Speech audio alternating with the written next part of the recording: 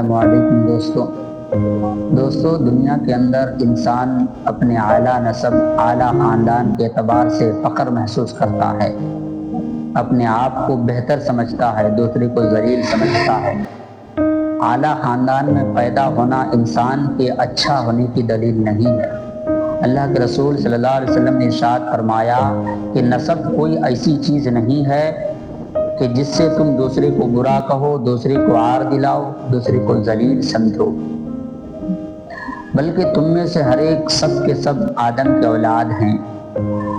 تمہاری مثال اس پیمانے کی طرح ہے جس کو تم بھرا نہ ہو، یعنی تم میں سے ہر ایک کے اندر کچھ نہ کچھ نقص، کچھ نہ کچھ کمی ضرور ہے۔